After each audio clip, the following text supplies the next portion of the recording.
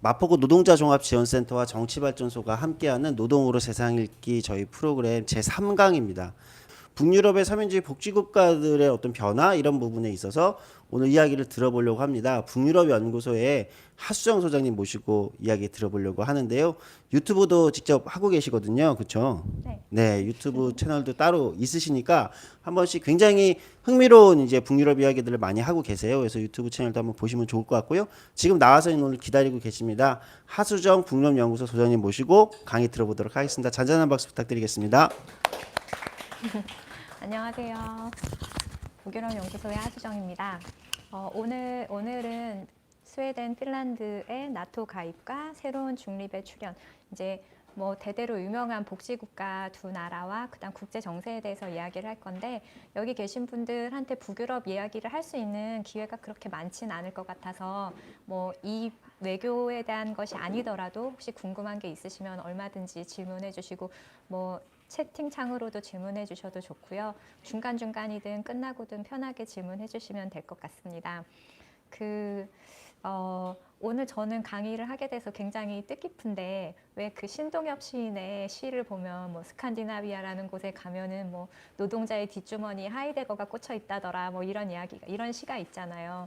실제로 스웨덴, 지금 복지국가 스웨덴의 힘 아니면 나머지 나라들도 똑같은데 그 나라의 힘이 무엇일까 본다면 노동자들의 힘이거든요. 그래서 지금도 스웨덴 3인당이 집권당이지만 집권당이 가장 신경 쓰는 것이 성인 교육이고, 그 중에서도 SI라고 하는 이제 노동조합에서 하는 이런 학습 조직이라던가 공부 모임이라던가 이런 것이 북유럽 민주주의의 그 근간이고 뿌리입니다. 그래서 오늘 이런 모임에 초대해 주셔서 정말 감사합니다. 최근에 나토 가입과 관련해서 스웨덴하고 핀란드가 나토에 가입을 한다, 이게 한 6월 정도쯤에 큰 뉴스였어요. 많이들 기억하실 거예요. 그래서 요 두 나라가 왜 가입을 하게 됐는지, 그리고 이것이 각 나라 또는 뭐 노동자 아니면 사회에 어떤 영향을 미칠지, 그런 걸 한번 알아보도록 하겠습니다. 6월 28일에 그 스페인의 마드리드에서 나토 총회 서밋이 있었죠. 짠, 요것이 바로 나토에 몇 나라가 가입해 있는지 아시나요? 여기 있는 분들은 다 에이스만 오신 거 아니에요? 현장에 계신 분들은. 나토에 가입한 회원국은 총 30개국입니다. 여기 화면 보시면은 나토라고 써 있고, 그 다음 그 아래 오탄이라고 써 있는데, 오탄은 무엇일까요? 나토를 불어로 쓰면 오탄이거든요. 그래서 이제 공식 언어가 국제 외교에서는 영어랑 불어니까 그렇게 해서 두 나라 말로 써놨다고 보시면 되겠고요. 여기 보시면은 뭐 마크롱도 보이고, 그다음 가운데 있는 사람은 사무총장이고요, 이 사람. 그래서 각 나라 나토에 가입한 회원국. 그래서 우리나라 대통령 윤석열 대통령도 나토 서밋 갔는데 왜 이 사진에 없지? 이렇게 생각하신다면 여기는 정회원들만 있는 사진인 거라서 그렇습니다.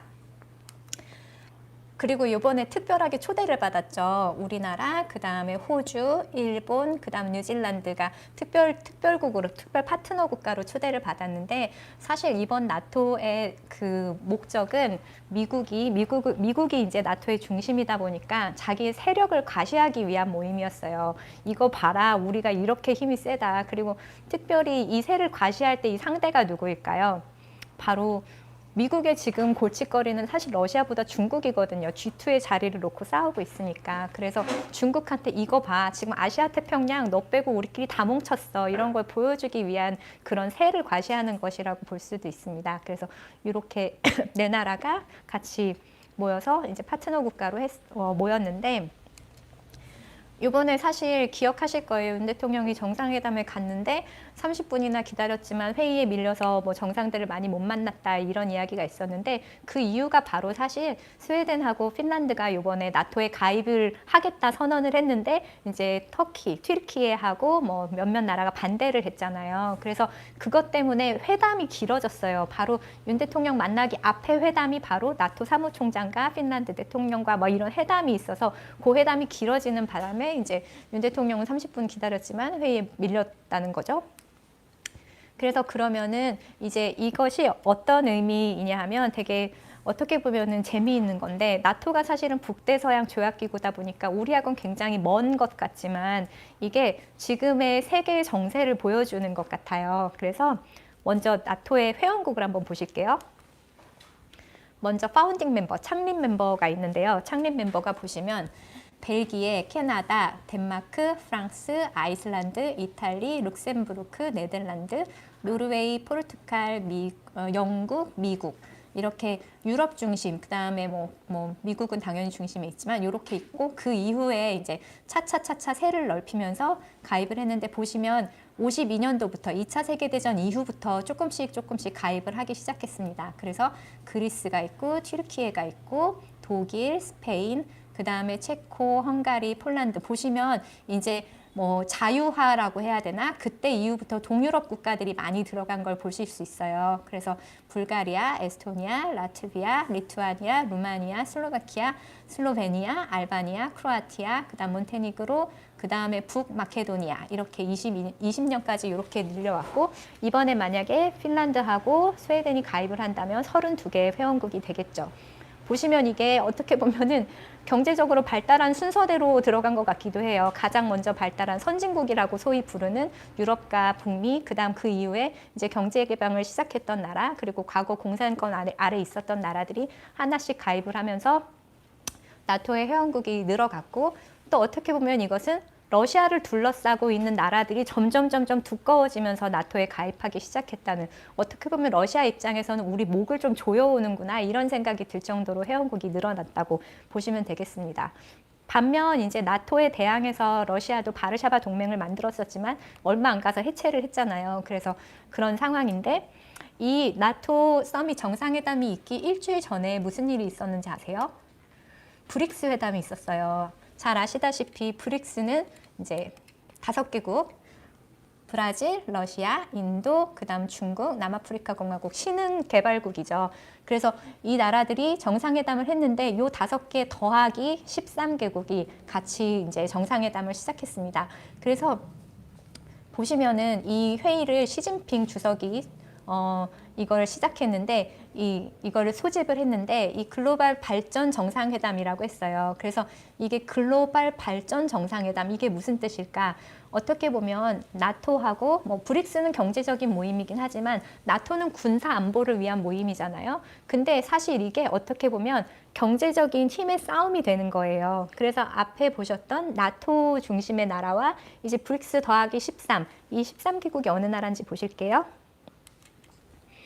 이제 동남아 및 남태평양 지역 5개국, 여기에서는 인도네시아, 캄보디아, 말레이시아, 태국, 피지가 있고 아프리카 중동 5개국, 알제리, 이집트, 이란, 세네갈, 에티오피아, 그다음 중앙아시아의 2개국, 카자흐스탄, 우즈베키스탄, 그다음 중남미의 아르헨티나. 보면 어떤 생각이 드세요? 엄청 인구가 많고 자원이 많은 나라들이죠. 그래서 지금 그리고 여기 있는 몇몇 나라들은 우리도 브릭스 가입하고 싶어 이렇게 자발적으로 손을 내밀기도 했어요. 그래서 지금 세계가 어떤 식으로 재편이 되고 있느냐 하면 이제 나토는 이미 발전한 나라 그리고 시진핑 주석이 이걸 글로벌 발전 정상회담이라고 이름을 붙인 이유는 사실 이게 굉장히 전략적인 건데 우리가 아는 지속가능 발전 이건 사실 앞선 서구 유럽에서 나온 아이디어거든요. 그래서 여기에서는 이제 우리 탄소 배출도 줄이고 뭐도 줄이고 우리 환경오염도 줄여야 되고 막 이런 약속을 하자 하는데 지금 중국을 비롯한 이런 데서는 그 약속에 동참하지 않으려고 하잖아요. 왜냐하면 너는 이미 다 발전했잖아. 너는 산업화 다 이뤘잖아. 우린 지금 중공업을 통해서 발전을 해야 되는데 니는 다 이뤘으니까 이렇게 하고 우리는 지금 발전해야 되는데 너네가 우리 발에 족쇄를 채우는 거잖아. 이렇게 해서 그 논리를 만들고 있기 때문에 굳이 이 모임의 이름을 글로벌 발전 정상회담 그래서 여기 있는 나라들은 사실 우리나라는 그 중간 정도에 있지만 예를 들면 뭐 덴마크나 그리스나 뭐 스웨덴이나 뭐 이런 나라들은 사실 조선업이 굉장히 발달했던 나라들이죠. 근데 조선업은 에너지를 되게 많이 써요. 전기도 되게 많이 써야 되고 막 높은 열로 가열해야 되니까 탄소 배출도 굉장히 높죠. 근데 지금 그런 산업들은 다 팔아버렸어요. 우리나라든 뭐 다른 나라, 중국도 지금 조선업이 굉장히 강하잖아요. 이런 데 다 팔아버리고 자기들은 시스템만 팔아요. 배가 균형을 유지하게 하는 이런 시스템. 그래서 이 사람들은 이제 고부가 가치의 에너지를 많이 쓰지 않는 산업으로 옮겨가고 이제 실질적으로 이런 산업은 다른 나라에 갔는데 너네 탄소 배출 줄여. 너네 그러면 탄소 배출권 사. 이런 식으로 해서 이 사람들의 목을 조이고 있는 거죠. 그러니까 여기에 대응하는 논리로 브릭스와 13개국 그리고 그중에서도 중국이 이제 선두주자, 선발주자가 돼서 싸우고 있는데 이 싸움이 사실은 좀 어이가 없긴 했어요. 왜냐하면 유럽은 이게 굉장히 강한 약속을 하고 있지만 트럼프 때는 미국이 우리도 안 할 거야 뭐 이런 상황이었기 때문에 서로 말이 맞진 않았지만 지금은 다시 유럽하고 미국하고 같이 환경에 있어서 뭐 동반자로 나가고 있기 때문에 중국과 이런 대결 논리가 만들어지고 있는 거죠. 이런 상황에서 이제 보면은 세계 진영이 지금 이렇게 둘로 나뉘어 있잖아요. 나토를 비롯한 나라, 그다음 브릭스를 비롯한 자원 강국, 어떻게 보면 북반구와 남반구 이렇게 갈려 있다고 보셔도 되고, 경제적으로 발전한 나라, 조금 덜 발전한 나라, 아니면 뭐 산업 강국, 자원 강국 이렇게 나눠져 있다고 보시면 되는데 그 사이에 중립국들이 몇 개가 있었죠. 이 중립국들은 그 중간에 서서 약간 어떻게 보면 중재자의 역할을 하기도 하고 뭐 우리가 이쪽 말도 좀 들어야 되지 않냐 이러면서 외교에서 어떤 절충의 역할을 해주던 나라들이 있었는데 그중에 대표적인 나라가 아마 스웨덴이었을 것이고 뭐 핀란드도 일정적으로 역할을 했었는데 이 두 나라가 이번에 우리 나토 가입할래. 나토는 사실 군사동맹이라서 중립국들은 가입을 할 수가 없는데 이제 우리가 가입을 하겠다 이렇게 선언을 하고 나온 거죠. 지난 5월부터. 이 상황에서 이제 이것에 불을 붙인 건 사실 러시아죠. 지난 2월 24일이었나요? 그 러시아의 침공, 우크라이나 침공 이후로 나머지 유럽들이 전부 다 겁에 질리기 시작했어요. 러시아가 이웃을 침략할 수 있는 나라면 우리도 할 수 있겠구나. 그리고 유럽에 있는 나라 중에 러시아하고 어떤 분쟁이 없는 나라가 없거든요. 어떻게라도 작은 분쟁이 있고 뭐 정치적인 분쟁도 있고 또 러시아가 돈을 써서 뭐 구구단체를 지원한다든가 어떤 반민주적인 광고를 집행한다든가 여러 가지로 러시아가 손을 쓰는 것이 많았기 때문에 러시아에 대해서는 모든 유럽이 어느 정도의 그 불편한 감정을 갖고 있어요. 그래서 뭐 그냥 이거는 아주 쉬운 예지만 지금 우리나라에서 어떻게 보면 약간의 뭐 협중 정서 같은 게 있죠. 그러면 우리나라에서 지금 하는 뭐 영화라든지 드라마라든지 이런 걸 보면 특정 동네 아니면은 어떤 범죄를 저지르는 사람들의 말투 이런 걸 보면 중국하고 약간 관계가 있는 경우가 굉장히 많아요. 유럽에서 하는 영화 또는 드라마 이런 걸 보면 무슨 인신매매라든지 마약이라든지 이런 걸 하는 무슨 조직폭력배 아니면 조직범죄 이 두목들의 이름이 거의 다 러시아식 무슨 노프 무슨 스키 뭐 이런 식으로 그래서 러시아 말투를 쓴다던가 이런 식으로 해서 러시아에 대한 반감이 굉장히 크죠. 그런 상황에서 이제 가입을 하기로 선언을 했는데 사실 이 선언을 할 때 핀란드에서는 우리는 진짜 꼭 반드시 나토 가입해야겠다. 이게 굉장히 셌어요. 거의 뭐 200명 중에 188표가 뭐 찬성을 한다고 했었으니까. 반면 스웨덴은 그 정도로 나토에 가입하는 의지가 강하진 않았거든요. 정당 몇 개는 우리 가입하자였지만 뭐 절반 가까이는 또 우리 중립이 얼마나 우리의 역사가 중립의 역사가 200년인데 가입 못한다 이런 이야기들도 있었는데 어떻든 이제 나라 안에서 이런 얘기가 들끓으니까 검토를 지시를 했어요. 그래서 외교 전문가들이 모여서 초당적으로 보고서를 만들어서 이제 정당에 줬죠. 그래서 그때 이 정당에서 5월 13일에 나토에 가입을 선언하기 전에 지원서를 내기 전에 했던 보고서를 보시면 이 보고서의 요약본이에요. 그래서 사실 지금 북유럽 안에는 스웨덴하고 핀란드를 제외하고 모든 나라가 나토에 가입이 된 상태거든요. 그래서 스웨덴하고 핀란드까지 가입을 하면 발트해를 중심으로 발트해가 바로 이제 핀란드 위에 러시아가 이렇게 있으니까 그 발트해에서 러시아의 잠수함이 발견되거나 이런 적이 굉장히 많았어요. 그래서 그렇지만 스웨덴하고 핀란드는 나토 회원국이 아니니까 공동 방위를 못했는데 이제 우리까지 가입하면 전부 다 한 군대가 돼서 러시아하고 맞설 수 있다. 이게 장점이고 그리고 그 다음에 그리고 우리가 이제 만만해 보이지 않을 거다. 그전에는 사실 중립이라는 게 그런 거잖아요. 나도 너 안 도울 테니까 너도 나 돕지 마 이런 거잖아요. 그러니까 힘없는 일개 국가에 다름없는데 우리가 나토가 되면 우리 뒤에 회원국 30개국이 있는 거니까 러시아가 쉽게 넘보지 못할 것이다. 반면 반대 의견은 아마 우리가 나토에 가입을 하겠다 해서 완전히 들어가기 전까지 이 과도기 기간 동안 아마 러시아가 우리를 무척 괴롭힐 것이고 협박을 할 것이다. 그래서 요 도발과 보복 조치를 배제할 수 없다. 이것이 이제 그 두려움의 이유였죠. 그러면 나토에 가입을 하면 뭐가 좋을까?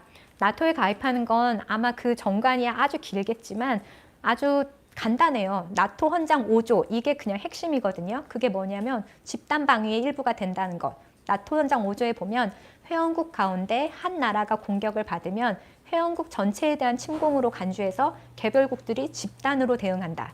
그래서 매년 이제 나토 회원국 30개국이 어떤 한 장소에 모여서 우리 뭐 팀스피릿 훈련하듯이 공동으로 훈련을 해요. 군사 훈련을 하고 이때 가상의 적은 항상 러시아죠. 그래서 러시아 군대가 여기를 침공한다면 우린 그럼 어떻게 대응할 것인가. 그래서 뭐 어느 나라에서는 해군이 오고 어느 나라에서는 뭐 공군이 오고 이렇게 해서 집단 군사 훈련을 하는데 근데 그 전에도 러시아는 계속 이제 뭔가 핀란드나 노르웨이나 아니면 스웨덴에 있어서 조금씩 위협을 가해왔기 때문에 나토의 회원국이 아니었더라도 핀란드랑 스웨덴은 파트너 국가로 동참을 하긴 했어요.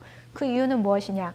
왜냐하면 이제 국경 위에 있는 북해에 자원이 엄청 많거든요. 아직까지 우리가 캐지 않은 자원이 되게 많은데 지금은 기후변화 때문에 오히려 캐기가 좀 더 쉬워졌다고는 하는데 뭐 기름이 될 수도 있고 천연가스가 될 수도 있고 그래서 이런 것들이 이제 먼저 가는 사람이 임자인 셈이잖아요. 그래서 러시아는 이걸 호시탐탐 노리고 있었고 그리고 또 지금은 항로 또는 해로가 얼음이 꽝꽝 얼어 있어서 못 가지만 이게 기후변화 때문에 녹기 시작하면 배가 다닐 수 있어요. 배가 다니기 시작하면 과거 유럽에서 이렇게 아래를 거쳐서 인도 쪽으로 해서 이렇게 아시아 오는 게 6개월이 걸렸다면 절반으로 단축이 돼요. 북해를 건너서 이렇게 오면. 그러니까 이것도 경제적으로 굉장히 큰 이권이 되겠죠. 그래서 이제 러시아는 호시탐탐 이쪽에 계속 군사기지를 건설을 하고 근데 뭐 노르웨이나 그다음에 스웨덴 입장에서 보면 우리 국경 바로 위에다가 군사기지가 계속 늘어나고 있으니까 이 사람들도 겁이 났었던 거죠.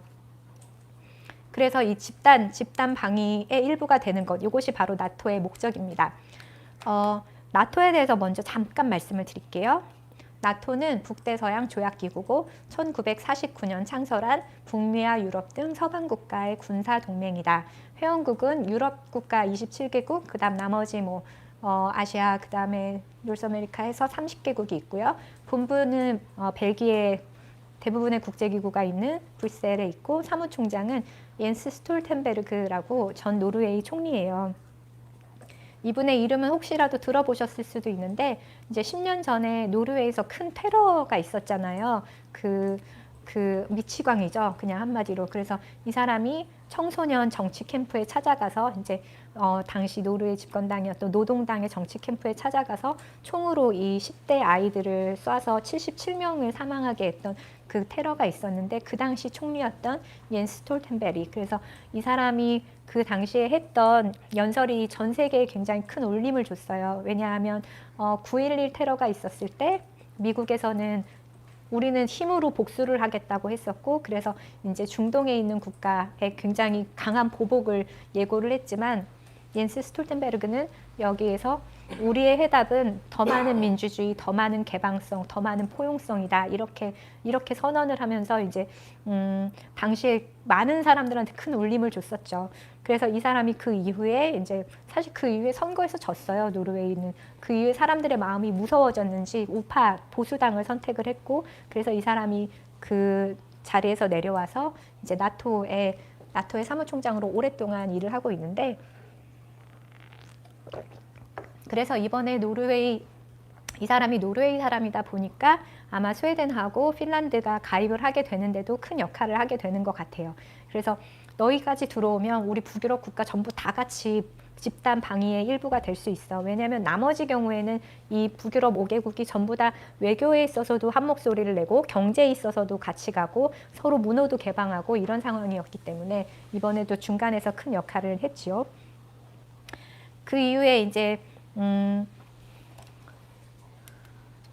보시면은 재미있는 게 나토의 적은 러시아잖아요. 사실 지금은. 근데 러시아하고 관계가 계속 안 좋았던 건 아니에요. 그리고 러시아도 참 재미있는 게 야, 나토가 북대서양 조약 기구고 너네는 평화를 위해서 같이 일하는 거라며. 그럼 나도 가입할래. 나도 북대서양에 있는 국가잖아. 이러면서 러시아가 나토에 가입하겠다고 한 적도 몇 번 있어요. 그래서 이미 이제 1990년도에 냉전 종식을 앞두고 독일 통일에 관한 협상을 했을 때는 고르바초프가, 이 사람 참 특이한 사람이죠.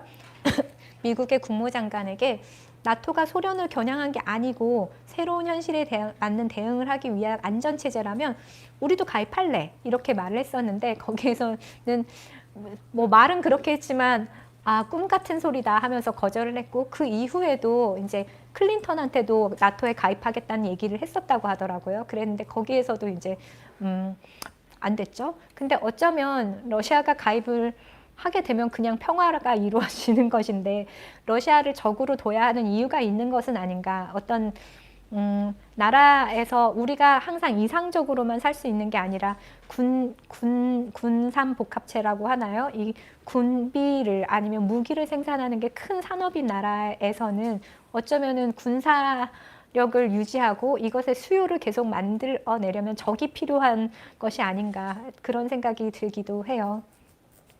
그래서 일단은 그 90년대에 러시아의 제안은 거절이 당했고, 그 다음에 2002년도에는 나토 러시아 위원회가 신설이 돼서 이제 우리 그러면 공동의 적을 위해서는 같이 협업하자. 그 당시에 이제 테러리즘이 계속 나오고 있었기 때문에 테러리즘과 대량 살상 무기 확산 및 안보 위협에 대해서는 우리 공동 대응하자, 이런 체제가 만들어졌었지만, 이제 2010년에 크리미아 반도를 이제 러시아가 침략하면서 그 이후부터는 나토하고 선을 긋게 돼서 분리가 됐지요.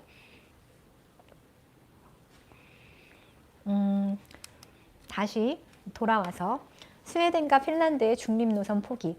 사실 이 두 나라가 중립 노선을 포기한다는 것은 제2차 세계대전 이후부터 고수해온 중립국 지위를 포기하는 것입니다. 쉽게 말해서 중립이라는 건 어떻게 보면 나 이제부터 왕따야, 나 건들지 마, 나도 너네 안 건들게, 이렇게 선언하는 것이랑 뭐 똑같다고 보시면 돼요. 근데 이게 만약에 힘이 되게 센 사람이 이렇게 말을 하면 뭐 그럴 수 있죠. 제가 만약 여기서 싸움을 제일 잘해요. 그래서 난 너네가 뭐 싸우든 말든 난 신경 안 쓸 테니까 나 건들지 마, 이렇게 말을 하면 제가 힘이 제일 세니까 그러겠지만, 제가 힘이 아무것도 없고 가장 약하고 그런데 나 너네한테 신경 안 쓸 거야, 이렇게 하면 뭔 소리야, 그러면서 야, 너 누구 편이야, 뭐 이런 식으로 바로 나올 거거든요. 국제관계에서도 똑같아요. 나라의 힘이라는 것은 자기가 중립을 하고 싶다고 해서 할 수 있는 것도 아니고, 뭐 중립을 선언한다고 해서 모든 것이 보장되는 것도 아니죠. 과거 우리나라의 역사를 생각해 보셔도 아마 그걸 아실 수 있을 것 같아요. 그래서 그럼 스웨덴과 핀란드는 왜 중립을 하기로 했느냐? 이건 사실 어떻게 보면 이 나라도 러시아와 국경을 맞대고 있고, 핀란드는, 그 다음에 스웨덴은 바로 아래에 있고, 그리고 바다만 건너면 미국이에요. 그리고 스웨덴에 있는 사람들은 100만 명 정도가 과거 어려운 시절에 미국으로 이민을 갔어요. 그러니까 우리 뿌리인 사람들이 미국에서 살고 있고, 그러니까 이 양 강대국 아래에서 어떻게든지 줄타기 외교를 하면서 살아남아야 되기 때문에 이 두 나라는 선택하기를, 그럼 우리 중립하겠다, 이렇게 선택을 한 것이었죠. 스웨덴의 중립의 역사를 보시면, 스웨덴은 일찍이 나폴레옹 전쟁 때 영토의 일부를 잃은 이후에 중립을 이어왔습니다. 이게 1800년대예요. 당시 이제 2차 대전 당시에 독일에 소극적인 협력을 했는데, 이것이 사실 스웨덴으로 보면 중립 역사의 오점이라고 볼 수도 있고, 또 그것이 스웨덴의 오늘날 경제 부흥을 만들어준 가장 큰 가장 큰 자원이 됐다고도 볼 수 있어요. 왜냐하면 그 당시에 무슨 이유였는지는 모르지만 히틀러는 스웨덴을 바로 치진 않았어요. 그리고 스웨덴에게 우리가 노르웨이를 치러 갈 거니까 길을 빌려줘, 이렇게 말을 했어요. 옛날에 우리 임진왜란 때 명을 치러 가니 길을 빌려줘, 이렇게 일본이 말했던 거랑 똑같죠. 이때 우리나라와 스웨덴은 굉장히 다른 선택을 했어요. 뭐가 좋은 선택인지는 전 잘 모르겠습니다. 근데 그러니까 여기서 한참 고민을 하다가, 좋아, 그러면 우리가 철도를 빌려줄 테니까 약속해. 너네 철도가 절대 멈춰서는 안 돼. 스웨덴을 지나갈 때까지 멈춰서는 한 번에 노르웨이로 가. 우리가 철도는 빌려준다. 근데 중간에 멈추지 마. 한 번에 노르웨이로 가서 노르웨이에서 내려. 이렇게 해서 길을 빌려준 거예요. 그래서 실제로 노르웨이는 독일의 침략을 받았습니다. 그래서 굉장히 아픈 역사가 있죠. 이제 그러니까 스웨덴은 길을 빌려줌으로써 살아남았어요. 살아남으면서 스웨덴의 가장 큰 지하 자원이 철광석이거든요. 그걸 독일에 팔아요. 그래서 전쟁이 있는 동안 어떤 폭탄도 맞지 않았고, 그리고 철강석을 독일에 팔면서 불을 축적할 수 있었고, 그리고 전쟁이 나서 2차 대전 이후에 이제 온 유럽이 망가졌잖아요. 다 폐허가 됐을 때 당장 생필품도 필요하고 물자가 필요했을 때 스웨덴의 공장은 포탄을 맞지 않았기 때문에 돌아갈 수 있었거든요. 그래서 스웨덴에서 물자를 그쪽으로 수출을 하면서 그러면서 스웨덴의 경제를 일군 거죠. 그래서 어떻게 보면 50년대, 60년대 이때부터가 스웨덴의 경제의 증후기였고, 스웨덴에 지금 이민자가 거의 뭐 인구 10명 중에 2명, 3명은 이민자라고 보시면 되거든요. 근데 그 이민의 역사가 거의 60년대 이때부터 시작이 됩니다. 왜냐하면 일자리가 너무 많아. 산업이 너무 많은데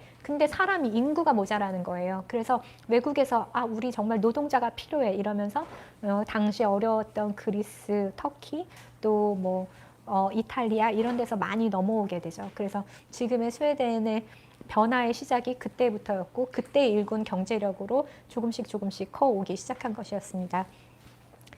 이 당시에 이런 결정, 우리나라가 당시 조선하고는 다른 결정을 한 이유가 그 당시에 어쩌면 우리나라는 대의명분이 되게 중요했잖아요.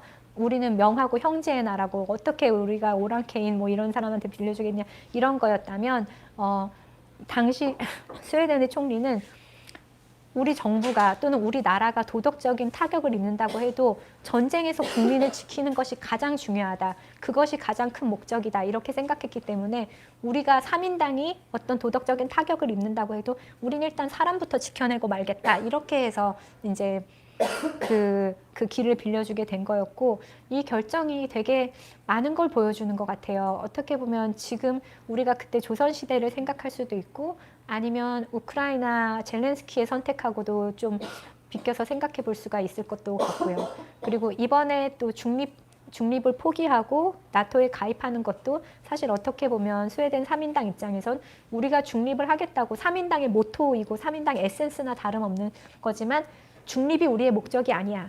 우리의 안전, 국민의 안전이 우리의 목적이야. 이렇게 해서 결정한 것이기 때문에 다음. 그리고 이제 챕터 2, 스웨덴 중립의 역사가 그래서 좀 전까지 한 손이 있을 때까지는 일단 우리가 살아남는 것. 그래서 우리나라가 살아남는 것이 목적이었다면 이제 60년대 이후 올로프 팔메가 집권을 하면서 그때부터는 스웨덴 중립의 역사가 조금 바뀌어서 챕터 2가 됐다고 생각하시면 될 것 같아요. 그래서 그때부터는 우리가 조용히 우리 살 길을 도모하는 것이 중립이 아니라 우린 중립이야. 그러니까 우리는 우리의 양심에 따라서 할 말 다 하겠어. 이런 중립으로 바뀌었어요. 그래서 위기 상황에 침묵을 지키는 것이 아니라 상황에 적극적으로 개입해서 약자 연대하는 것. 적극적인 중립 외교, 중재 외교를 펼치기 시작했습니다.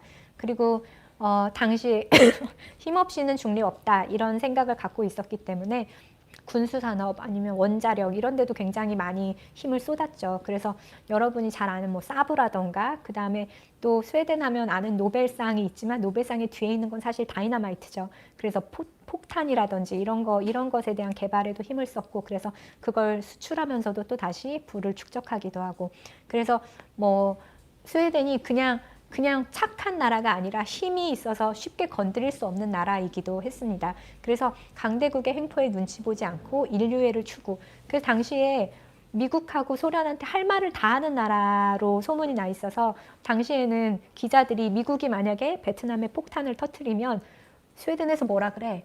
팔매 반응은 어때? 이렇게 물었을 정도로 이제 가리지 않고 할 말을 다 하는. 그리고 실제로 또 러시아에서 이제 폴란드를 침공했을 때도 똑같이 이제 러시아에도 날카로운 말을 했었고요. 그래서 막 외교 단절을 당하기도 하고 그랬는데도 어떻든 적극적인 중립으로 살아남았고 그리고 그게 어떻게 보면 스웨덴의 브랜드가 된 것 같아요. 그래서 지금도 환경이라던가 평화라던가 이런 데 있어서는 나라의 크기, 여기가 인구가 1000만밖에 안 되기 때문에 굉장히 작은 나라인데도 불구하고 영향력은 굉장히 큰 편이죠. 그래서 우리도 북미 뭐 회담을 할 때나 남북미 회담을 할 때 사전 조율 미팅 같은 거를 스톡홀름에서 하기도 하고, 그다음에 거기에서도 되게 뭐 북한에 사실 그 스웨덴에 대사관이 있거든요. 그래서 미국은 북한하고 공식적인 외교 관계를 맺고 있지 않기 때문에 미국과 관련된 거는 스웨덴이 대리를 해서 하기도 하고, 그래서 북한하고도 굉장히 사이가 좋은 나라이기도 합니다. 아무튼 그래서 스웨덴의 중립의 챕터 2가 이제 60년대부터 열려서 우리는 조용한 중립이 아니야. 적극적인 중립. 우리는 할 말 다 하는 중립을 할 거야. 이렇게 했었고, 그래서 이때가 참 재미있기도 하고 어떻게 보면 좀 아쉽기도 한데, 지금 아까 조금 전에 시작할 때 말씀을 드렸을 때 브릭스를 비롯한 중국, 우리가 자원 강국이자 아직 개발이 조금 덜 된, 산업화가 덜 된 나라 대 북반구, 산업화가 굉장히 많이 이루어진 유럽하고 북미, 이렇게 지금 둘이 대결을 하고 있잖아요. 근데 사실 올로프 팔메는 이 당시에도 이런 분위기가 있었지만 그때는 사실 냉전이었기 때문에 미국하고 소련으로 그러니까 자본주의하고 공산주의로 대립을 하고 있었을 때 올로프 팔메가 친하게 지냈던 나라가 남미, 그다음 아프리카 국가였어요. 우리나라도 마찬가지. 그래서 제3세계를 규합해서 우리는 그럼 제3세계를 규합해서 미국하고 소련에 대응하는 제3지대를 만든다. 이게 이 사람의 목표였고, 이제 그 이후에 이 사람은 뭐 유엔 사무총장에 지원하려고 했으나 안타깝게 암살을 당했기 때문에 이런 역사를 쓸 수는 없었죠. 그래서 지금과 다시 신냉전 체제가 된 셈이고요. 그리고 이제 보시면은 그러면 아까 핀란드 같은 경우에는 뭐 200표 중에 188표가 나토에 가입을 찬성했지만 스웨덴은 그 정도로 강하진 않았다고 했잖아요. 근데 스웨덴이 그러면 왜 태도를 바꿨느냐? 이게 막 3월쯤에 나왔던 뉴스였는데, 이게 키이우 포스트에 나온 뉴스예요. 러시아의 모스크바에 스웨덴 대사관 앞에 버스 정류장이 있는데, 그 버스 정류장 앞에 저런, 우리도 왜 버스 정류장 앞에 막 광고 붙잖아요. 이런 광고가 붙었어요. 근데 이 광고가 뭐냐면 우리는 나치를 미워하는데 스웨덴은 그렇지 않은가 봐. 이것이 이런 제목이었거든요. 그래서 보시면 여기 있는 사진의 첫 번째에 있는 사람이 말갈량이 삐삐 롱스타킹을 쓴 아스트리드 린드그렌이고, 그 다음에 그 아래 보시면 잉바르 캄프라드도 있고, 그 다음 잉마르 베리만 영화 감독 이렇게 있고요. 그리고 여기 러시아어로 써 있어서 저도 잘 몰랐지만 그래서 찾아봤는데, 린그렌이 했던 말 중에 러시아인을 스웨덴에 두느니 차라리 히틀러를 찬양하겠다. 그 다음 캄프라드는 히틀러를 존경한다. 나는 한때 나치였다. 그 다음 베리만은 꽤 오랫동안 나 히틀러의 지지자였다.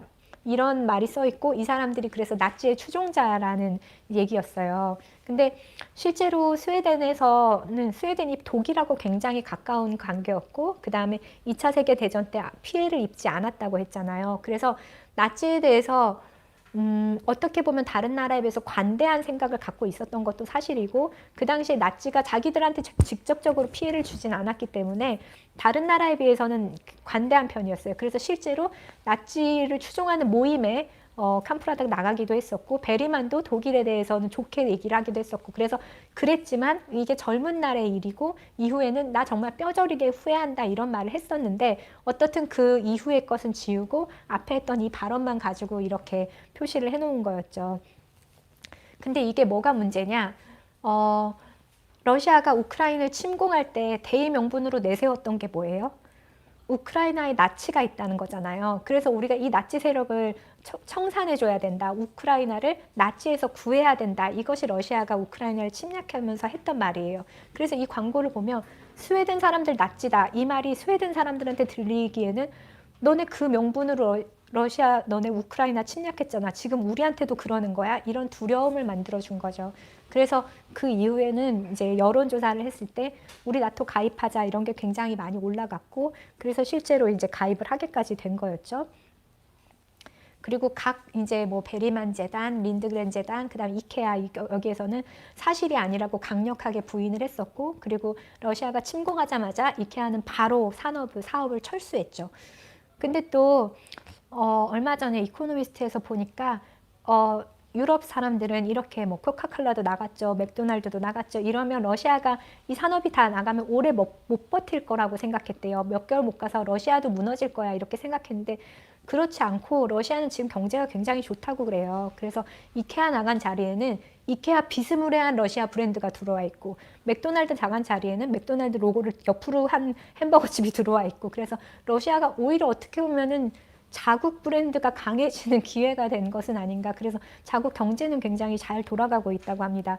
근데 그렇게 되면 아마 푸틴을 지지하는 사람들은 더 많아지겠죠. 그러면 이 전쟁이 더 오래 갈 수도 있겠다는 생각도 들어요. 어떻게든 사람들한테 제일 중요한 건 내가 잘 사는 건데, 러시아 경제 나쁘지 않아. 지금 일자리도 오히려 더 늘어나. 우리가 힘이 정말 센 것 같은 느낌이 들어. 그런 푸틴에 대한 지지도 더 올라갈 것이고. 그래서 생각했던 것만큼 쉽지는 않겠다, 이런 생각이 드네요. 핀란드의 경우는요. 핀란드화라는 얘기 들어보셨죠? 핀란드화가 신발도 아니고 돈도 아닙니다.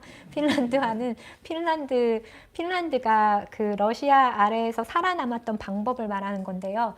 약소국이 강대국의 눈치를 보면서 종속적인 자세로 주권을 유지하는 것을 핀란드화라고 합니다. 사실 우리나라에도 핀란드화가 한국도 핀란드화 하면 되지 않겠느냐, 이런 제안이 있기도 했었어요. 우리가 그 한국 전쟁 이후에 힘이 없었을 때 한국도 그런 식으로 하면 되지 않겠느냐, 뭐 이런 얘기가 있기도 했었죠. 1948년도에 소련과 5호 협력 상호 원조 조약을 맺은 핀란드는 자국의 이익을 항상 양보하면서 러시아의 영향력 아래 머물렀습니다. 그래서 사실 핀란드가 북유럽에 속해 있는 나라지만 여행을 가보시면 핀란드는 혼자 되게 달라요. 그러니까 노르웨이나 스웨덴이나 덴마크는 그냥 국경을 넘으면 그냥 같은 나라를 여행하는 것 같거든요. 근데 핀란드에 가면 건물도 다르고 무엇보다 사람들이 너무 달라요. 사람들이 안 웃어요. 그래서 핀란드에 그런 속담이 있어요. 길을 가는데 누군가가 웃고 있다. 그러면 둘 중에 하나다. 미국인이거나 미친 사람이거나. 이렇게 말할 정도로 핀란드 사람들 약간 우울한 그런 느낌이 있는데, 그 정도로 이제 소련 아래, 어떻게 보면 여행을 가보면 공산권 국가 아래 있었던 나라 사람들은 표정이 대부분 밝지가 않아요. 그게 체제가 사람의 행복을 이렇게 결정할 수가 있는 건가? 이런 생각이 들 정도로. 그런데 핀란드가 꼭 그렇더라고요. 그래서 핀란드는 이후 소련의 정책에 대해서 어떤 비판도 하지 않았고, 소련 붕괴 이후에도 러시아의 관계를 러시아하고의 외교를 최우선순위, 우리가 미국의 관계를 최우선순위로 두는 것처럼 그렇게 지내왔습니다. 그래서 이번에 재밌는 게 있었어요. 이거 볼 수 있을까요?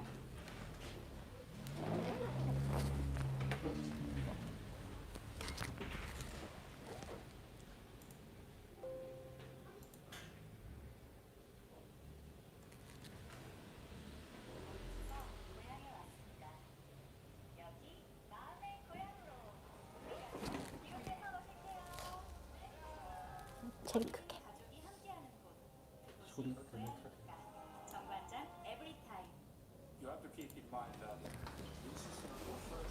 이 사람 니니스테 대통령이에요, 핀란드. 우리가 나토에 가입하는 걸 처음 논의한 것도 아닙니다. 몇 년 동안 과거에도 논의해 왔어요.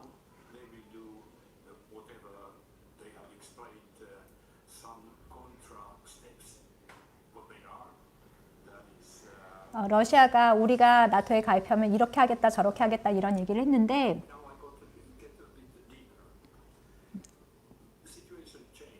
상황이 변했습니다.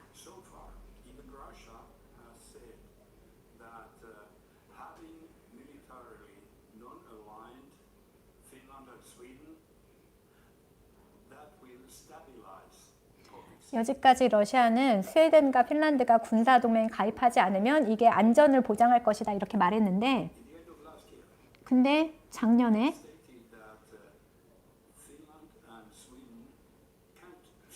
작년 말에 스웨덴하고 핀란드는 절대 나토에 가입하면 안 돼, 러시아가 이렇게 말을 했어요.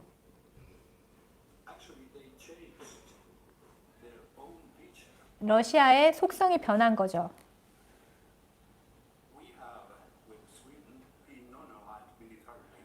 우리와 스웨덴은 군사동맹을 맺지 않은 것은 우리의 자유로 결정한 것이었습니다. 하지만 러시아가 가입하면 안 되라고 말한 순간, 너의 의지는 없어, 너는 가입하면 안 돼, 우리는 그래서 다시 생각하게 된 거지요. in 24th February, which continues 24일에 우크라이나를 침공했고 그걸 보면서 in Ukraine. Surely that changed also the 많은 것이 바뀌었습니다. ready. 러시아는 이웃 나라를 침공할 수 있는 나라다. If that would be the case that we join, well, my response would be that 우리가 만약 나토에 가입한다면 제 대답은 당신이 그렇게 만들었어요. 거울을 보십시오. 이게 이제 지난번 영국하고 상호 방위 조약을 맺을 때 이제 핀란드 대통령이 했던 말이에요. 근데 이게 보시면은 느끼셨겠지만 굉장히 감정적으로 말을 하거든요. 그래서 저는 이게 정말 연설문에 있었던 말일까 싶기도 하고 지금 보실 때는 한 화면만 잡았지만 원래 보리스 존슨이 옆에 있거든요. 보리스 존슨이 굉장히 당황을 해요. 이런 말을 할 때 이렇게 당황을 해서 막 어쩔 줄을 몰라 하는 장면이 잡히는데 아무튼 이걸 보시면 그동안 핀란드가 얼마나 러시아에 맞춰주면서 숙이고 살았는데 이제 너네 가입하면 그전까지는 우리의 의지로 눈치를 보더라도 우리의 의지로 결정했는데 너네 가입하면 안 되라고 말하는 순간 우리의 자율권이 없어진 것이죠. 그래서 가입을 하게 됐다고 이제 이렇게 뭔가 이렇게 복받치는 듯이 얘기를 합니다. 사실 그전에는 푸틴도 얘기한 게 있었는데 푸틴은 이제 뭐 비슷한 얘기예요. 그래서 배치되면 스웨덴과 핀란드의 군대가 배치되면 우리도 똑같이 할 거. 근데 이게 뭐냐면 이제 이 말이 말장난 같은 건데 푸틴이 거울이란 말을 쓰거든요. 그래서 스웨덴하고 핀란드에 군대가 배치되면 우리도 거울에 비춘 것처럼 군대를 비치하겠다고 그러고 이제 그 이후에 핀란드 대통령은 만약에 우리가 나토에 가입을 하게 된다면 그걸 만든 사람은 너야, 거울을 봐. 이렇게 얘기를 해서 이제 둘이 약간 말장난처럼 치고받는 그런 내용이었죠. 그러면 이제 영세 중립국에 대해서 잠깐 얘기를 해볼게요. 영세 중립국은 사실 우리나라도 옛날에 대한제국이었을 때 일본, 러시아, 뭐 미국 이 사이에 있었을 때 우리도 영세 중립국 하면 안 돼? 실제로 고종이 그거를 해보려고 하기도 했었고 밀사도 보내기도 하고 문서를 만들어서 각국 공사에 보내서 뭐 승인을 받아서 우리 중립국 됐다 이렇게 선언하기도 하고 했었어요. 그랬는데 실제로 우리가 지금 중립국이 아니잖아요. 그럼 중립국이 되려면 뭐가 필요한가? 영세 중립국이란 이제 1907년에 헤이그 2차 국제평화회의에서 정리를 했는데 권리가 있고 의무가 있어요. 권리는 영토를 보전받는 거예요. 어떤 상황에서도 영토를 보전받는 것이고, 그러니까 이웃 나라들이 이 나라는 건드리면 안 되는 거죠. 우리는 이것만 보고 이제 영세 중립국을 원하는데 의무도 있어요. 이거는 뭐냐면 다른 나라의 군사 원조도 해도 안 되고 지원도 해도 안 돼요. 그래서 영세 중립국은 시대나 상황에 따라 중립이 흔들려서는 안 되며 언제 어떤 경우에도 예의 없이 중립을 지켜야 한다. 근데 이게 뭐가 어렵나? 다른 나라 안 도와주면 되지 뭐 이런 생각이 들 수도 있죠. 그래서 지금 중립국 하면 생각나는 나라 어느 나라 있으세요? 네, 스위스가 가장 유명한 영세 중립국이죠. 최근에 스위스 안에서 이제 이런 논란이 있었어요. 우크라이나 전쟁이 스위스 사람들한테 이 사람들의 오랜 역사를 가진 이 중립에 대해서 다시 생각하게 됐다. 왜냐하면 아까 조금 전에 말씀을 드렸을 때 군사 원조나 지원을 금지한다고 했잖아요. 근데 우크라이나의 전쟁이 나서 모든 유럽이 우크라이나에 지금 무기도 보내고 물자도 보내고 지원을 했단 말이에요. 스위스도 우크라이나를 돕고 싶어. 근데 우린 중립국이니까 지원을 하면 안 되는 거예요. 그래서 우리가 지원을 해도 되나? 이걸 하면 우리가 중립국이 아닌 것인가? 그 안에서 굉장히 많은 논의가 있었죠. 그래서 실제로 독일에서 이제 아시다시피 스위스도 무기를 잘 만드는 나라예요. 그래서 독일에서 탄환도 잘 만들고 그래서 독일이 스위스한테 야 너네 탄환 우리가 사가지고 저기다 보내도 돼? 우크라이나에 보내도 돼? 그랬는데 스위스에서 안 돼. 우리 무기는 전쟁 지역에는 보낼 수 없어. 우리는 그렇게 약속을 한 중립국이야. 이렇게 말을 해서 실제로 보내질 못해요. 그 대신에 제재에는 참여를 했죠. 러시아의 경제 제재를 할 때 여지껏은 스위스는 한 번도 경제 제재에 동참한 적이 없어요. 뭐 북한이건 어디건. 그래서 스위스를 통해서 항상 이렇게 들어가곤 했었는데 이번 러시아 경제 제재는 또 동참을 했거든요. 그래서 이제 이 스위스 안에서도 우리 중립국이라는 개념을 다시 생각해 보자. 그래서 이 안에서도 지금 유럽 안에 있는 공동 방위에 우리도 들어가야 되나? 이것은 중립국의 문제가 아니라 민주주의와 반민주주의의 싸움이 아닌가? 이러면서 이 안에서 지금 토론이 일어나고 있습니다. 그럼 중립국은 어떻게 되느냐? 두 가지 방법이 있어요. 하나는 한 번에 조약에 서명을 하는 거죠. 이제 예를 들면 스위스, 조금 전에 나왔던 뭐 벨기에, 네덜란드 굉장히 많은 나라들이 있는데 이제 나폴레옹 전쟁 이후에 유럽 사람들이 전쟁에 지쳐서 너도 나도 중립을 하겠다고 선언을 했거든요. 그래서 스위스 같은 나라는 아시다시피 프랑스, 독일, 뭐 오스트리아, 뭐 아주 힘센 나라들 사이에 있잖아요. 그러니까 이 스위스는 그리고 만만치도 않아요. 알프스가 너무 높아서 막 쉽게 침략을 할 수가 없거든요. 그러니까 내가 가질 수 없다면 다른 사람도 갖지 못하게 하겠어. 이런 마음으로 야, 우리 그럼 스위스는 냅두자. 우리 그러면 스위스는 침략하지 말자. 나머지 나라들이 다 약속을 한 거예요. 그래서 스위스가 이제 중립국이 됐고 벨기에나 네덜란드 그 위의 나라들도 사실 그런 약속을 그랬는데 이후에 2차 대전 났을 때 독일이 야, 무슨 중립국이야. 침략해. 뭐 폴란드며 뭐며 다 침략했어요. 그래서 중립국이라고 선언하는 것이 중립을 보장하는 것은 아닙니다. 대한제국도 똑같아요. 우리 중립을 선언했지만 일본이 무슨 상관? 침략하면 끝인 거죠. 그래서 힘이 없는 중립은 없는 거나 다름이 없죠. 오스트리아 같은 경우는 조금 특이한데 오스트리아는 사실 우리나라랑 비슷하게 우리 한국전쟁 이후에 러시아, 그 다음에 미국, 영국, 뭐 프랑스가 우리를 분할 점령을 했던 것처럼 오스트리아도 똑같았거든요. 한 나라씩 협약을 맺으면서 이제 협약의 주체를 늘려가서 점차 인정을 받아서 이제 그 중립국이 된 거고요. 또 이것과 다르게 자발적인 중립이 있어요. 다른 사람하고 조약에 서명을 하진 않았지만 우리 중립할게 이렇게 선언을 하고 그냥 그렇게 행동을 하는 거예요. 그게 1930년대 미국 대공황 이후에 이제 유럽에서는 막 저렇게 전쟁 1차 대전 있고 막 이럴 때 미국 사람들이 우리 문제만으로도 너무 그러니까 우리 침략하지 말고 저기 동참하지 말고 도와주지도 말자. 우리는 평화, 독립주의 아무것도 안 해. 이렇게 해서 이제 고립주의로 갔던 거. 그래서 이게 미국의 30년대 자발적으로 선언한 중립이고요. 스웨덴 같은 경우가 아까 어떤 조약도 맺지 않았지만 우리는 중립할게. 그리고 그 대신에 우리는 적극적 중립, 남의 눈치 보지 않고 우리가 할 말 다 하고 중재하는 중립. 이렇게 자발적인 중립이 있습니다. 그래서 전쟁에 참여하지도 않고 침략 전쟁도 하지 않겠다 이런 선언을 하는 거죠. 요즘에 재미있는 나라가 있어요. 제가 볼 때 인도인데요. 인도는 중립은 아닌데 엄청 영리하다 그래야 되나? 그러니까 실리주의라고 해야 되는데 실리주의를 위해서 지금 중립을 선택한 거죠. 아마 실리가 있다면 나중에는 중립을 포기하고 다른 데 갈 수도 있을 것 같아요. 그래서 인도는 이번에 러시아의 우크라이나 침공에 대해서 여기 중립을 선언한 나라 많지 않거든요. 다 러시아가 잘못했다는 거 알잖아요. 그래서 다 우크라이나를 지원하는데 인도는 우리 중립기여 이렇게 선언을 했어요. 확실하게. 그리고 미중 갈등에서는 중국을 견제하는 인도하고 중국도 사이 안 좋잖아요. 분쟁도 있고. 근데 쿼드에 들어가 있거든요. 그래서 미국, 일본, 호주, 인도 이렇게 해서 쿼드에도 들어가 있는데 그런데 상하이 협력기구, 중국, 러시아가 주도하는 상하이 협력기구의 정회원이에요. 그러니까 이 사람은 회색 분자 중에서도 회색 분자죠. 여기도 적혀 있고 힘센 애랑 다 친해. 뒤에서 무슨 말을 하는지는 모르겠어요. 근데 사안에 따라서 다 이렇게.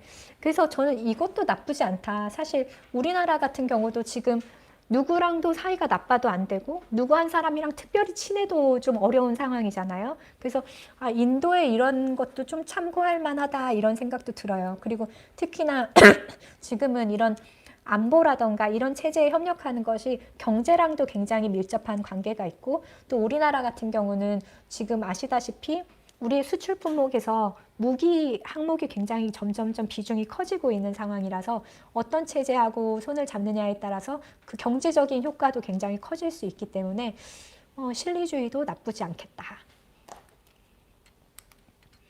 그래서 재밌는 상상을 한번 해보는 거예요.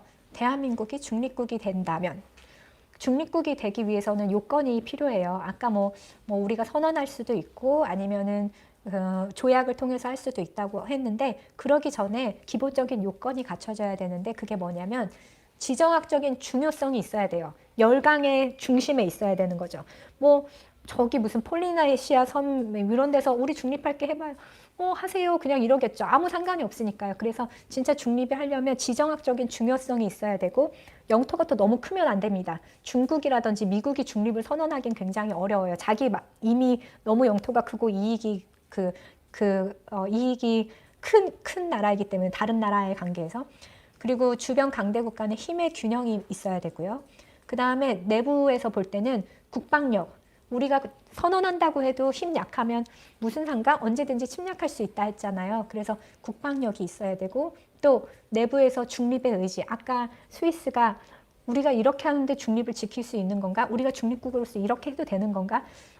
스위스 사람들은 자기의 유전자의 중립이 각인돼 있다 이렇게 말을 할 정도로 중립에 대한 것이 자기들한테는 어떤 가치관이거든요. 그래서 우리도 만약에 중립을 선언한다면 우리가 강한 의지를 갖고 이 상황에 있어서 이렇게 하겠다 이런 의지를 갖고 있어야 돼요. 그럼 대한민국이 이런 조건을 갖추고 있을까요? 일단 지금의 우리를 보면 미국은 자국 우선주의를 표방하면서 방위비 분담을 줄이려고 하고 있죠. 관리 비용 최소화하려고 미국은 어떻게든 빼려고 하고 있잖아요. 그 다음 중국 입장에서는 한반도가 평화로워야지 미국이 개입을 하지 않으니까 한반도가 안정되길 바래요. 그리고 중국 입장에서는 한국이 미국하고 좀 더 멀어지는 걸 원하겠죠.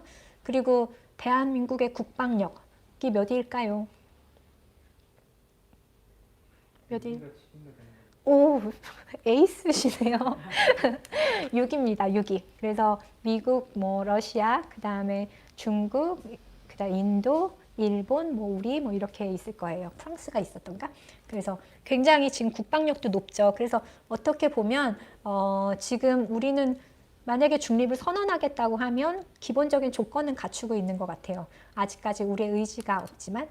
그래서 상상을 해본다면 사실 저는 대한민국이 아시아의 민주주의 리더가 되면 어떨까 하는 생각은 해요. 한류도 좋습니다. 문화의 리더도 좋은데 지금 타이완이든 아니면 홍콩이든 아시아 여러 나라에서 지금 민주화를 위한 투쟁을 하고 있는데 그러면서 우리한테 계속 SOS를 보내고 한국이 어떻게 했는지 궁금해하고 심지어 예전에 자스민 혁명 있었을 때는 튀니지라던가 이런 데서도 우리나라가 어떻게 해왔는지 궁금해 했었거든요. 그래서 우리나라는 짧은 시간 안에 민중의 힘으로 민주주의를 이룬 나라이기 때문에 어떤 민주주의의 리더십을 가질 수 있을 것 같아요. 그래서 아시아 내에서 리더십을 발휘할 토양이 형성되어 있고 경제적으로도 어느 정도 부국이 됐고 문화적으로도 사람들이 바라보고 있고 그렇다면 이 민주주의의 리더십을 펼칠 그런 의지 홍콩이든 어디든 어떤 문제가 있을 때 우리가 끼어들어서 과거 스웨덴이 했던 것처럼 적극적으로 중재해서 사람의 생명을 살릴 그런 의지가 있을까? 그리고 만약에 이 과정에서 미국, 중국, 러시아 사이의 이익을 극대화하는 실리 외교를 하기 위해서 우리가 중립의 포지션을 가지면 조금 더 유리할 수 있지 않을까? 그리고 당장은 아니더라도 이제 국제 정세가 변하고 있잖아요. 미국이 언제까지 G1, G2가 되겠어요? 이때 세상이 변화하면 다원화되는 상황에서 우리가 어떤 포지션을 누구한테 줄을 설까 아니면 줄을 서지 않을까 이런 고민을 할 때 이것도 옵션의 하나로 놓고 고민을 해보면 어떨까 이런 생각을 하게 되는 거죠. 오늘 준비한 건 사실 이게 전부인데요. 그래서 잠깐만. 그래서 우리나라가 중립국이 된다면 경제적으로 또는 정치적으로 아니면 우리나라의 위상에 어떤 변화가 생길지 저는 오늘 여러분한테 이런 화두를 던지는 시간이 되었으면 좋겠고 우리가 삶이 너무 바쁘잖아요. 막 모든 것에 매몰돼서 살면 사실 한 발 넘어 아니면 10년 이후를 보기가 굉장히 어려운데 이런 상상을 하면서 살면 어떨까? 우리나라가 문화적으로 1등 오징어 게임도 좋고 다 좋은데 이게 아니라 민주주의로 우러러봐지는 나라가 되면 어떨까 이런 생각도 한번 해봤습니다. 질문 있으시면 주세요. 감사합니다.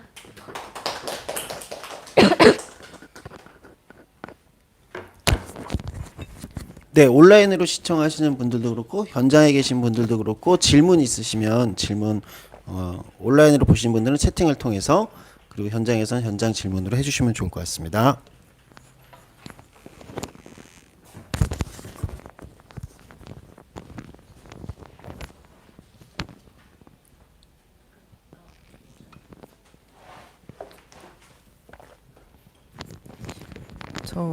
한국이 중립국가가 되면 어떨까라는 이야기를 하셨는데 네. 그렇다면 그렇게 중립이 되었을 때 네. 한국이 가질 수 있는 이익이라는 게 구체적으로 어떤 게 있을 거라고 예상이 되는 사항이 있나요? 이익도 있고 불이익도 있을 것 같아요.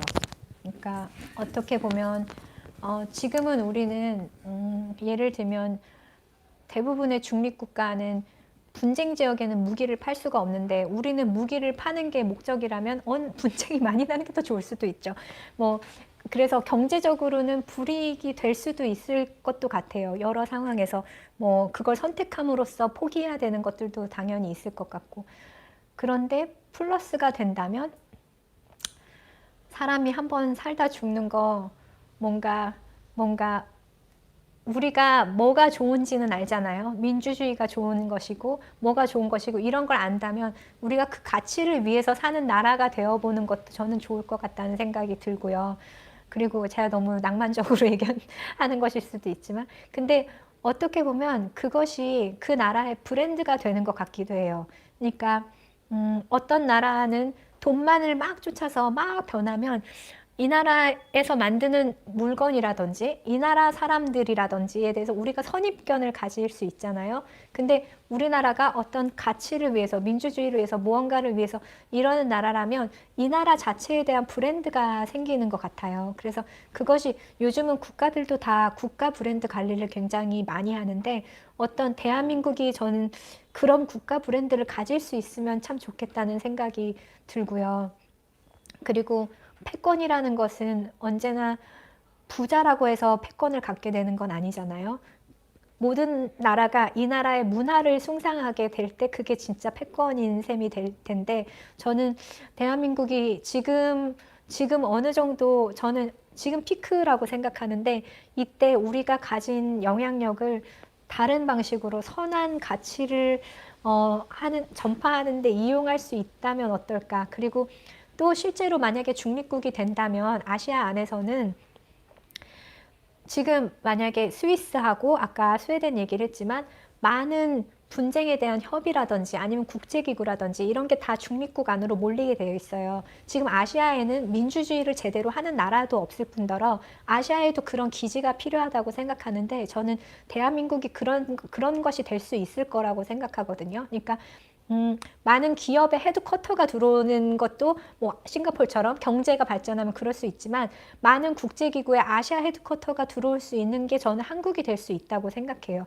그래서 그러려면 무엇보다 어떤 상징성이 있어야 되고 그리고 어떤 민주주의에 대한 우리의 뭐 결연한 의지라던가 뭐가 있어야 되는데 우리가 역사적으로 그 배경을 갖고 있잖아요. 지금 우리는 분단 국가이고 그리고 우리가 뭐 해나갈 일이 많고 평화를 만들어야 되고 뭐 통일이 될 수 있을 수도 안 될 수도 있지만 저는 평화롭게 공존하는 것도 나쁘지 않다고 생각하기 때문에 어떻든 대한민국 안에 꼭 경제적인 것이 아니더라도 어떤 가치를 높일 수 있는 일이 있을 것이고 그 브랜드 가치가 쌓이면 저는 그것은 다시 돈으로 경제적인 이익으로 아니면 경제적인 가치로 환산돼서 들어올 수 있다고 생각을 해요.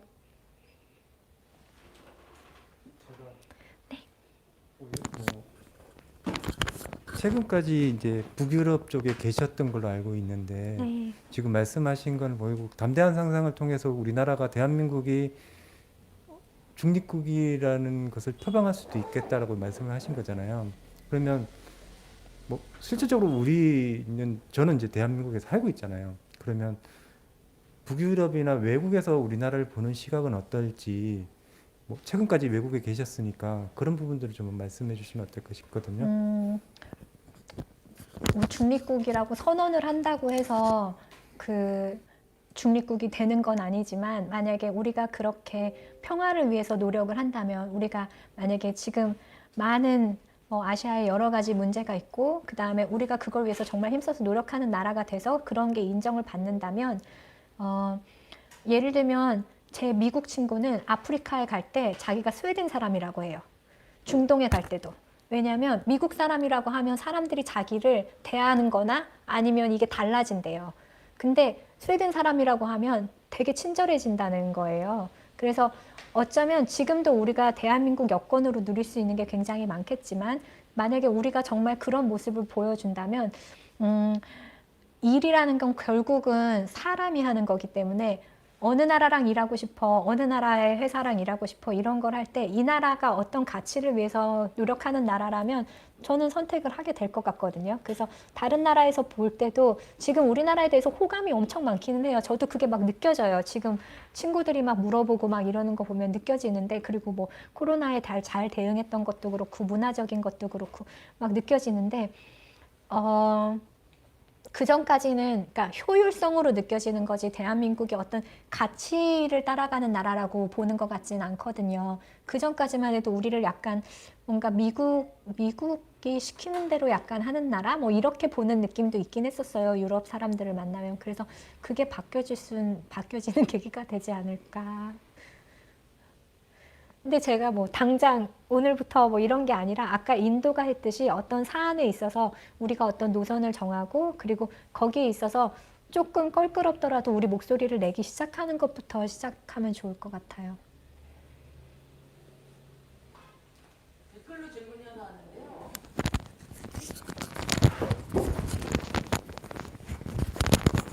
휴전 국가인 우리나라가 중립국이 될 수 있을까요? 라고 여쭤보셨네요. 휴전국가의 우리나라가 중립국이 될 수 있을까요?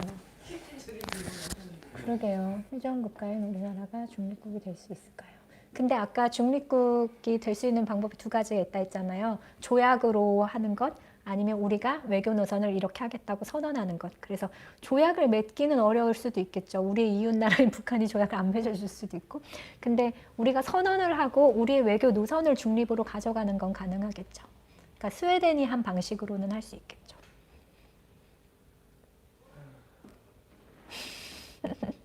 일관적인 정책이라는 게 필요한 거잖아요. 일정하게 정권이 바뀌더라도 맞아요. 맞아요. 그게 진짜 중요해요. 근데 이제 그게 제일 어렵잖아요. 이미 대한민국은 4년마다 한 번씩, 아니 5년마다 한 번씩 맞아요. 바뀌고 있는 상황에서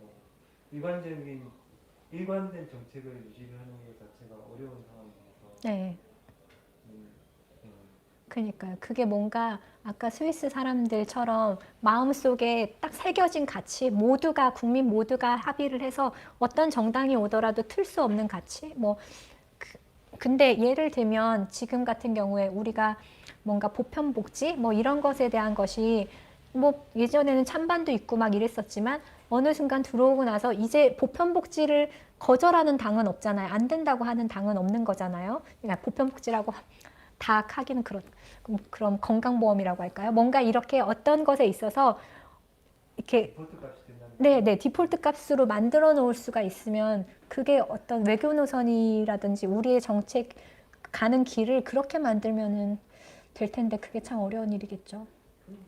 그러면 이게 중간이잖아요. 되게 딜레마라고 생각이 들거든요.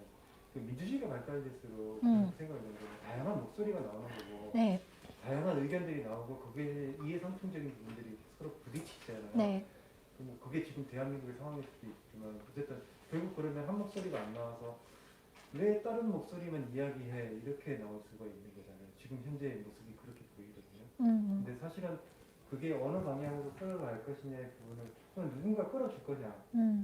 그것도 사람들은 누군가 끌어주길 바라지만 내가 또 앞장서서 바라기를 하기도 하고 참 딜레마라는 생각이 들거든요. 맞아요. 근데 저는 사람들이 완전히 선하다고 생각하지도 않고 뭐 선악설, 뭐 성선설 이런 거는 믿지를 않지만 무엇이 선한지를 아는 판단력은 모두한테 있다고 생각하거든요. 어떤 도덕적인 가치를 알아보는 능력은 모두한테 있다고 생각을 하는데 이걸 끌어내서 디폴트 값으로 만드는 것 그게 어떻게 보면 민주화의 과정이고 시민교육이 해야 될 일이고 뭐 그렇지 않을까 싶어요.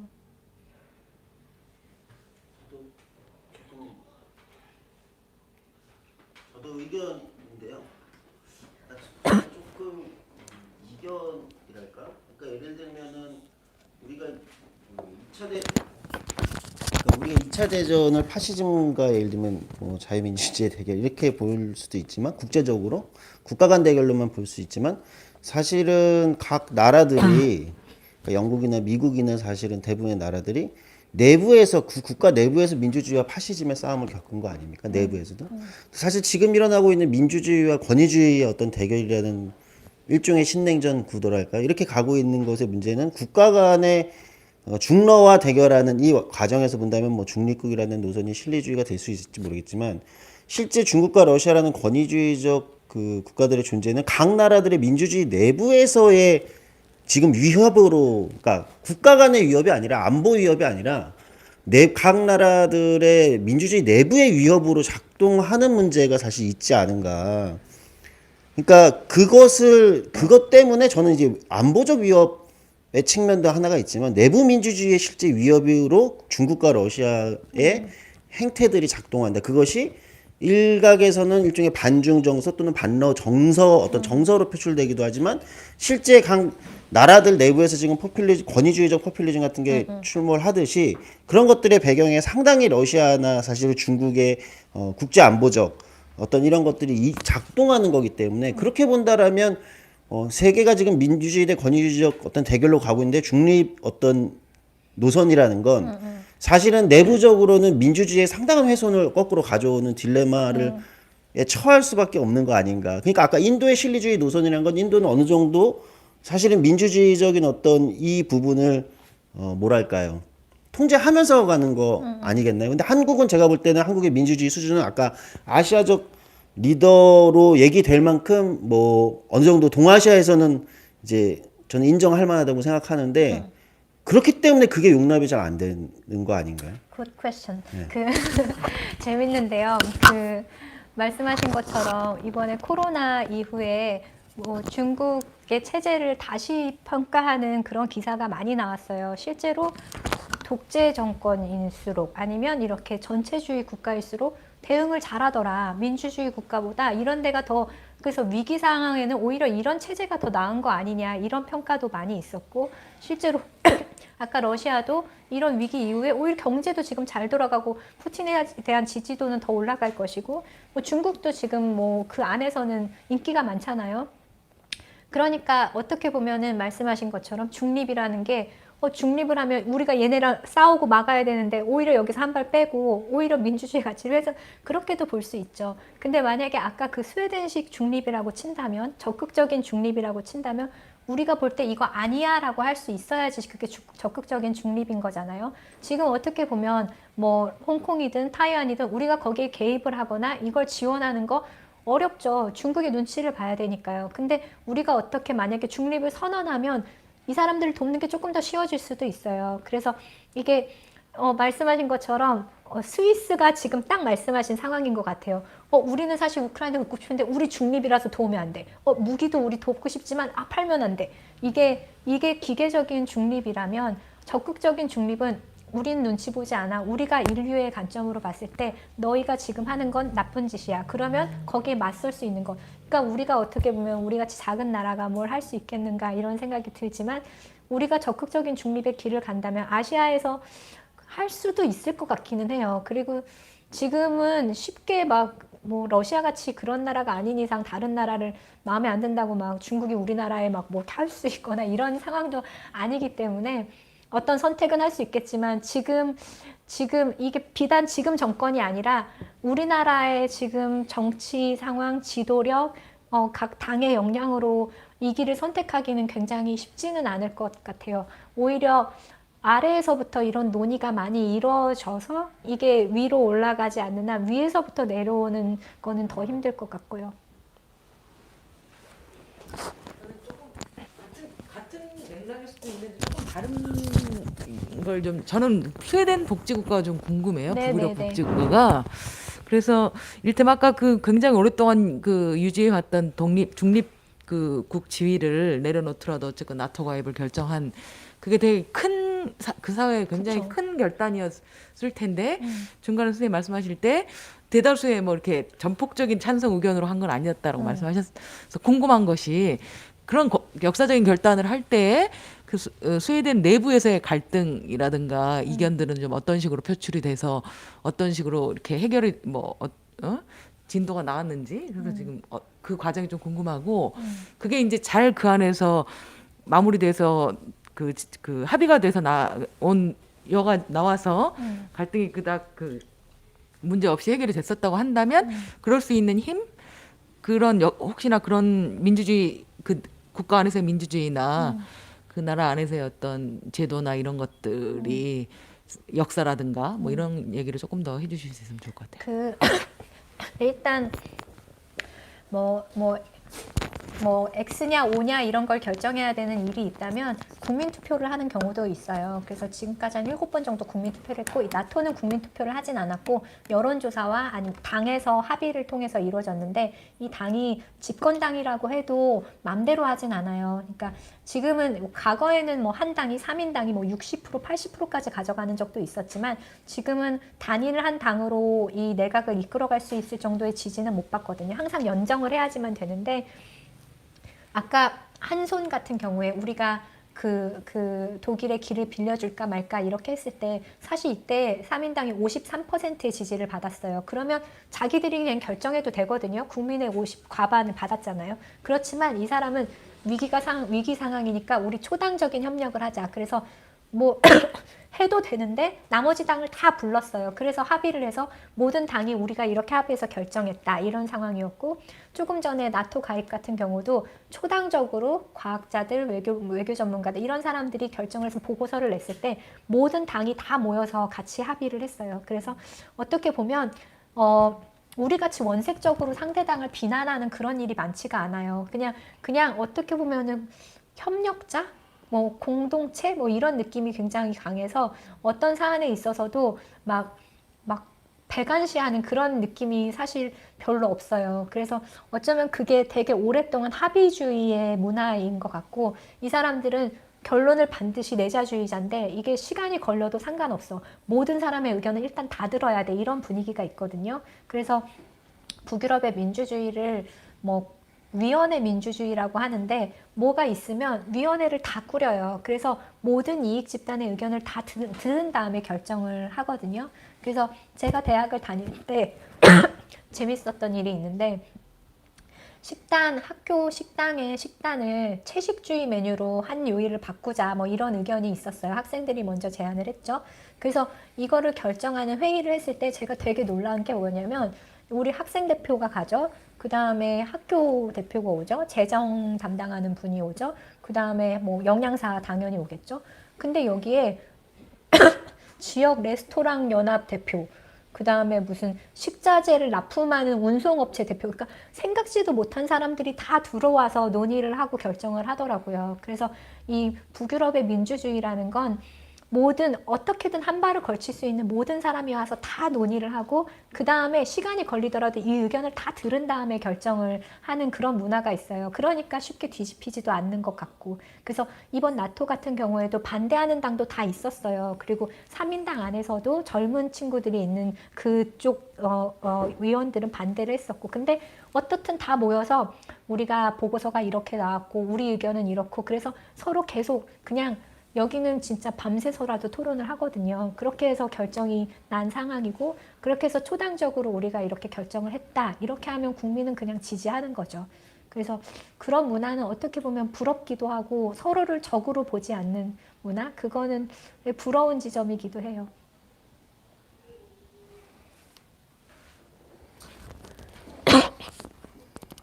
네.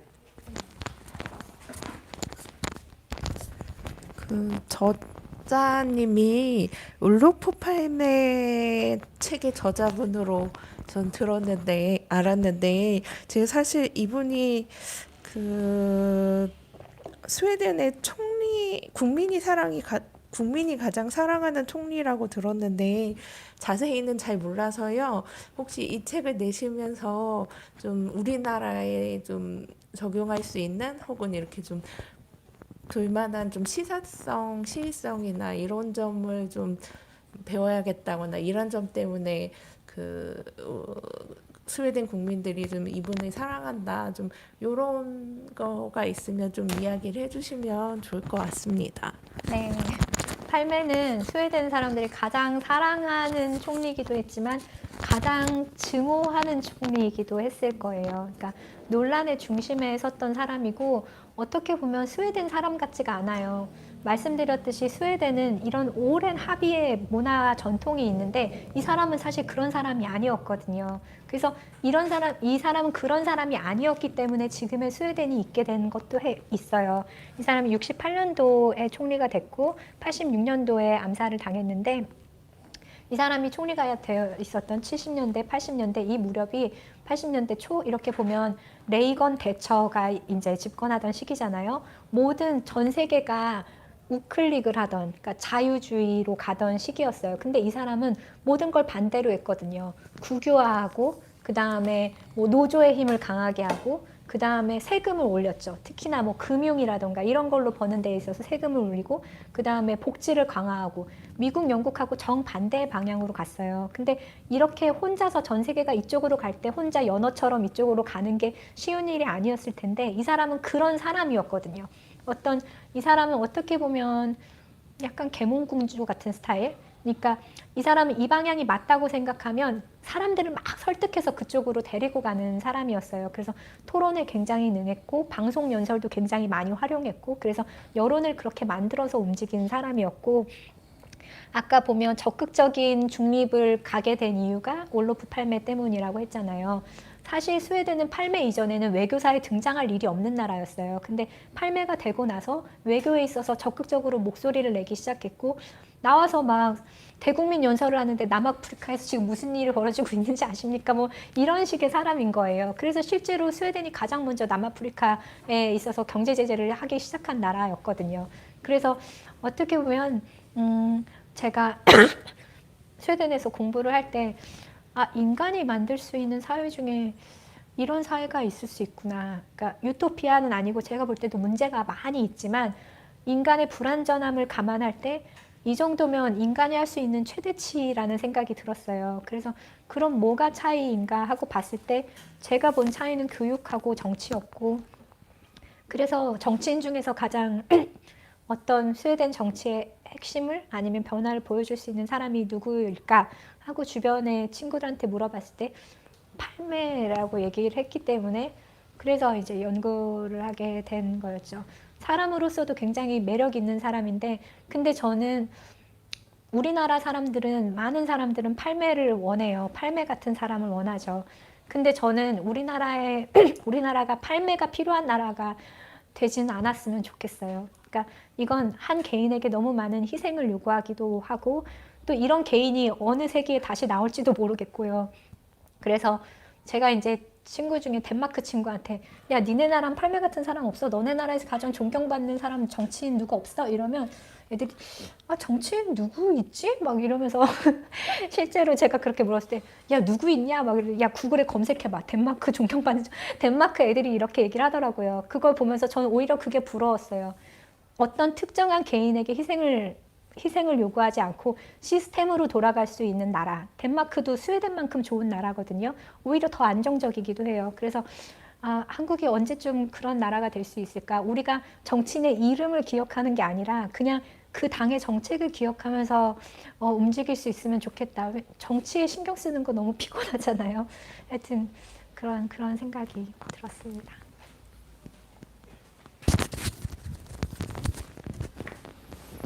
네, 오늘 노동으로 세상 읽기 이번 여름에 진행된 3강 세 가지 강좌 중에 마지막 강의 하수정 북유럽 연구소 소장님 모시고 거의 1시간 반 정도 시간 동안 저희가 이야기를 들어봤는데요.